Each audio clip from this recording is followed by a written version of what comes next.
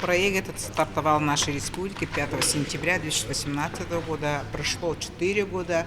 Я хочу выразить благодарность именно центральному офису. В свое время нам доверили, а с другой стороны доверили, потому что у нас есть условия и по зову сердца, и душевное, и духовное начало именно этого проекта. В первую очередь Национальный центр медицины, который имеет сегодня условия, включая и солнечный городок, да, и это 35-я школа, именно спроектированная по концепции инклюзивного образования. Это наши педагоги, которые могут и имеют методики свои, да, именно общаться с такими детьми, работать с такими детьми. Это тьюторы, волонтеры, которые занимаются с этими детьми.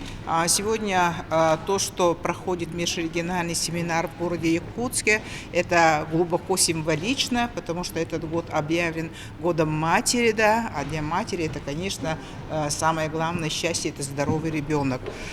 Мы наметили много планов. В первую очередь это практику уже обобщить надо, да, и уже выходим на научное обоснование, на научное обобщение.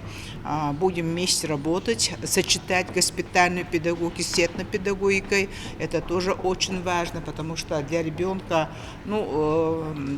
близка своя природа, своя сфера и свой родной язык, да, мы это хотим сочетать, именно госпитальной педагогикой, которая имеет сегодня свои особенности. Это, конечно, подготовка кадров, потому что не каждый может работать с такой категорией детей, поэтому именно и внести изменения может быть и федеральный стандарт подготовки педагогических кадров, возможно, это разработка оригинальных методик, это разработка и учебных планов, это разработка и примерных образовательных программ, которым сейчас будут заниматься и научные сотрудники. Это, конечно, расширение, сочетание и интеграция с дополнительным образованием. Я горжусь сегодня, что у нас есть такие широкие, большие масштабные проекты, как «Музыка для всех», и «Рисуем все», да, «Шахматы» и другие.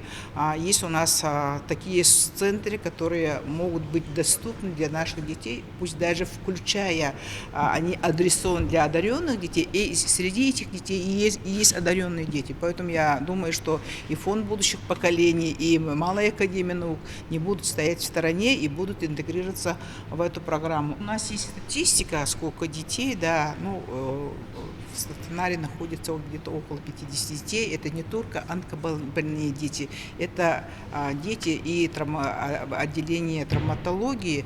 Есть у нас сегодня, вот тоже говорили, дети, которые длительное время находятся на лечении, это ТУП-инфицированные дети и так далее.